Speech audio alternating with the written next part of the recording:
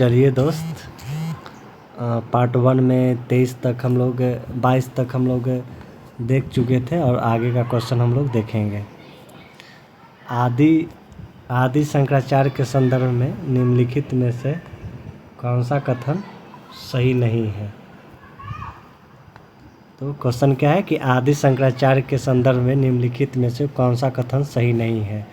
तो उन्होंने श्रृंगेरी नामक स्थान पर विशिष्ट अद्वैत मठ की स्थापना की थी। तो यही क्वेश्चन गलत है, इसलिए ऑप्शन ए होगा। ठीक है, उसके बाद हम लोग नेक्स्ट क्वेश्चन पर 24 देखेंगे कि दिल्ली सल्तनत काल में निम्नलिखित में से कौन सा शब्द जिम्मी को परिभाषित करता है।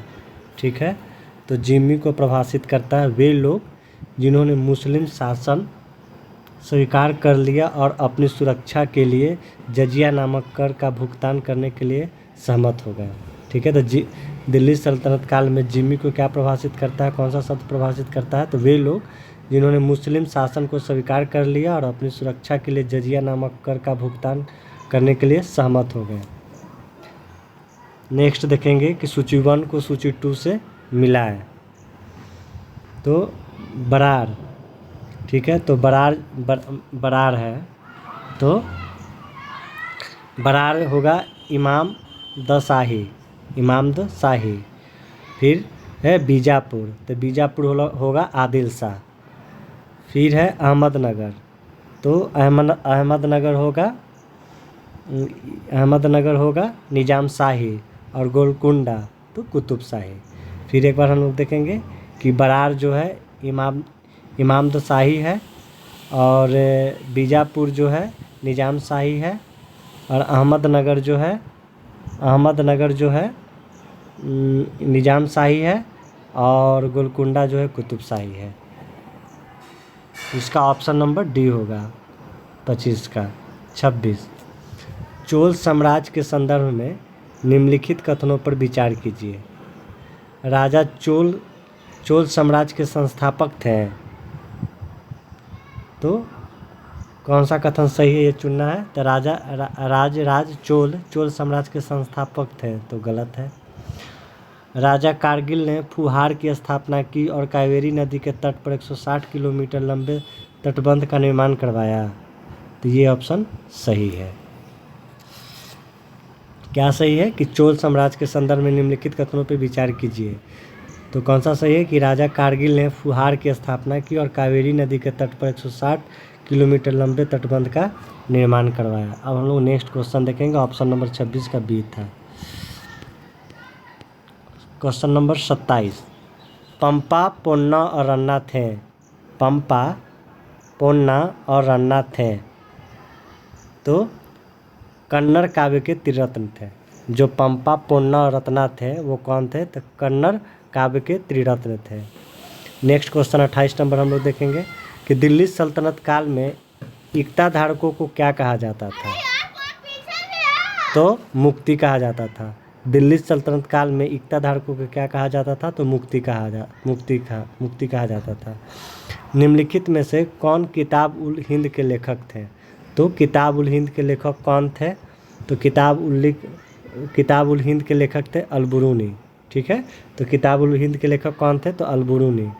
भारत में प्रथम अफगान वंश कौन था। ठीक है, तो भारत में प्रथम अफगान वंश लोदी वंश था। भारत में प्रथम अफगान वंश क्या था, तो लोदी वंश था। क्वेश्चन नंबर 31 1833 के चार्टर अधिनियम के संदर्भ में निम्नलिखित कथनों पर विचार कीजिए। उपयुक्त कथनों में कौन सा सही है। ठीक है, तो इसने भारत के साथ व्यापार पर कंपनी के एकाधिकार को समाप्त कर दिया था, ये गलत है। ये सही है, बिल्कुल गलत है ये कि इसने भारत के साथ व्यापार पर कंपनी के एकाधिकार को समाप्त कर दिया था, ये गलत है। इसने प्रेसिडेंसियों को विधि निर्माण की शक्ति से वंचित कर दिया था तथा विधायी शक्तियों को गवर्नर जनरल और उसकी परिषद को सौंप दिया था, तो ये ऑप्शन सही है। इसका आंसर बी हो जाएगा। वर्ष 1922 में असहयोग आंदोलन के अचानक समाप्त होने का कारण कौन सी प्रमुख घटना थी। ठीक है, तो चौरा चौरी की घटना थी। ठीक है, 1922 में असहयोग आंदोलन के अचानक समाप्त होने का कारण कौन सी प्रमुख घटना थी? तो चौरा चौरी की घटना थी। अब हम लोग नेक्स्ट क्वेश्चन देखेंगे 33 नंबर। वर्ष 1849 में परमहंस मंडली का गठन निम्नलिखित में से किस सुधारक ने किया था? ठीक है, तो परमहंस मंडली का गठन किस सुधारक ने किया था? तो दादोबा पांडुरंग। ठीक है, तो 1849 में परमहंस मंडली का गठन किसने किया था? तो दादोबा पांडुरंग। निम्नलिखित में कौन सा संगठन वर्ष 1930 में चटगांव शास्त्र पर छापे के लिए जिम्मेदार था? ठीक है, तो इंडियन रिपब्लिक आर्मी। कौन सा संगठन वर्ष 1930 में चटगांव शास्त्रागार पर छापे के लिए जिम्मेदार था? तो इंडियन रिपब्लिकन आर्मी। निम्नलिखित में से किस गवर्नर जनरल को भारतीय प्रेस का मुक्तिदाता कहा जाता है? ठीक है, तो चार्ल्स मेडकॉफ को। किस गवर्नर जनरल को भारतीय प्रेस का मुक्तिदाता कहा जाता है? तो चार्ल्स मेडकॉफ को। नेक्स्ट क्वेश्चन 36 देखेंगे कि फ्रारजी आंदोलन के संदर्भ में निम्नलिखित कथनों में से कौन सा सही है? ठीक है, तो यह ब्रिटिश सरकार के खिलाफ पहला कर मुक्त अभियान था। ये ऑप्शन सही है। ठीक है, 36 का ए नंबर आंसर हो जाएगा। फ्रारजी आंदोलन के बारे में कौन सा सही है? तो ये ब्रिटिश सरकार के खिलाफ पहला कर मुक्ति अभियान था।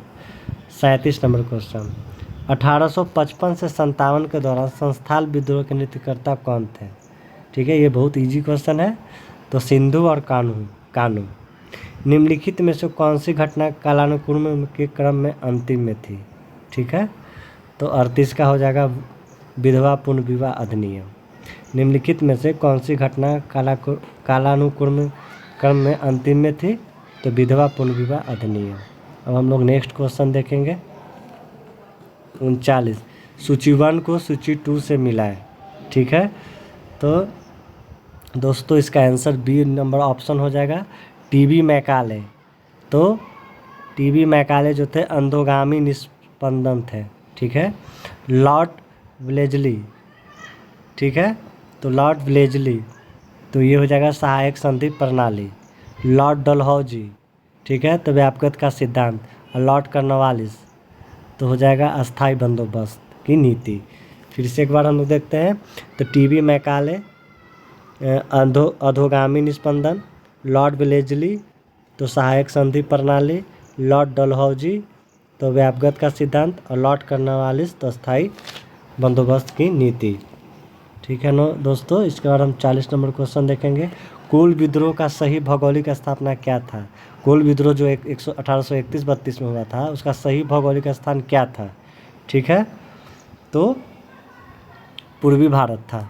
कोल विद्रोह का सही भौगोलिक स्थान क्या था? तो पूर्वी भारत। निम्नलिखित में से कौन फारसी भाषा के समाचार पत्र मिरात उल अखबार से संबंधित थे?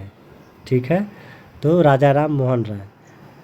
कौन सा समाचार पत्र था? मिरातुल उल अखबार से संबंधित है तो राजा राम मोहन राय। वेलुथम्पी ने किस राज्य में अंग्रेज के खिलाफ विद्रोह का नेतृत्व किया था? वेलुथम्पी। ठीक है, तो वेलुथम्पी था तारवनकोर। वेलुथम्पी कहाँ था? तो तारवनकोर। नेक्स्ट क्वेश्चन 43 नंबर देखेंगे हम लोग फिर से कि वर्ष 1853 के चार्टर अधिनियम के संदर्भ में निम्नलिखित में से कौन सा कथन सही है? ठीक है, नीचे दिए गए कूट का उपयोग करके सही उत्तर चुनना। तो 1853 के बारे में सही उत्तर हम लोग को बताना है। ठीक है, तो अधिनियम ने गवर्नर जनरल परिषद की विधायी और कार्यकारी कार्यों को पृथक कर दिया था। तो सही है। यह पहली बार था जब भारतीय विधान परिषद के स्थानीय प्रतिनिधित्व होता है। तो सही है। ठीक है दोस्तों, नेक्स्ट क्वेश्चन हम लोग देखते हैं कि निम्नलिखित में से कौन सा घटना कालानुक्रमिक क्रम में पहली बार थी? ठीक है, पहली थी तो प्रथम आंग्ला डच युद्ध। निम्नलिखित में से किस व्यक्ति ने द इंडियन एसोसिएशन की स्थापना की थी? ठीक है, तो सुरेंद्र नाथ बनर्जी। निम्नलिखित में से किस व्यक्ति ने द इंडियन एसोसिएशन की स्थापना की थी? तो सुरेंद्र नाथ बनर्जी। बक्सर के युद्ध के संदर्भ में निम्नलिखित कथनों पर विचार कीजिए। ठीक है, तो यह ब्रिटिश ईस्ट इंडिया कंपनी और मीर कासिम शुजाउद्दौला और शाह आलम द्वितीय की संयुक्त सेनाओं के बीच लड़ा गया था। तो ये सही है। इलाहाबाद की संधि पर वर्ष 1675 में हस्ताक्षर किए गए थे, तो गलत है। इलाहाबाद की जो संधि हुई थी 1665 में हुई थी, तो ए ऑप्शन सही है। 47 नंबर क्वेश्चन हम लोग देखेंगे। निम्नलिखित में से किसने कुशल अकर्मण्यता की नीति आरंभ की थी? ठीक है दोस्तों, तो जॉन लॉरेंस ने। कुशल अकर्मण्यता की नीति किसने आरंभ की थी? तो जॉन लॉरेंस ने। ब्लैक होल त्रासदी निम्नलिखित में से किस शासक से जुड़ी हुई थी? ठीक है, तो ये था सिराजुद्दौला से। ब्लैक होल त्रासदी तो सिराजुद्दौला से। इसमें 146 को बंदी बना लिया गया था। उसके बाद जब गेट खुला तो उसमें से 23 ही जीवित मिले थे, बाकी लोग मर गए थे। निम्नलिखित में से कौन सी घटना कालानुक्रम क्रम में अंतिम में है? ठीक है, तो ये आपका है कर्नवालिस संहिता की शुरुआत। 50 जो लास्ट क्वेश्चन है, निम्नलिखित में से किस व्यक्ति ने 1857 के विद्रोह के लिए कहा कि विद्रोह विशुद्ध रूप से एक सैन्य विद्रोह था, न कि ब्रिटिश शासन को उखाड़ फेंकने का षड्यंत्र था? ठीक है, तो ये था सर जॉन लॉरेंस का। किसने कहा था कि ये 1857 का जो विद्रोह एक सैन्य विद्रोह था, न कि ब्रिटिश शासन को उखाड़ फेंकने का षड्यंत्र था? तो सर जॉन लॉरेंस। तो पार्ट 1 जो 50 क्वेश्चन था वो आज कंप्लीट हुआ, और हम आगे भी और वीडियो लेकर आएंगे आप लोग को। जो पहला बार हम वीडियो बना रहे हैं, जो सुधार चाहिए वो आप लोग कमेंट में कीजिएगा और लाइक और सब्सक्राइब कीजिएगा। थैंक यू दोस्तों। करीब 40-45 टेस्ट हम अपलोड करेंगे दृष्टि IAS का, जो BPSC एग्ज़ाम के लिए बहुत ही महत्वपूर्ण साबित होगा।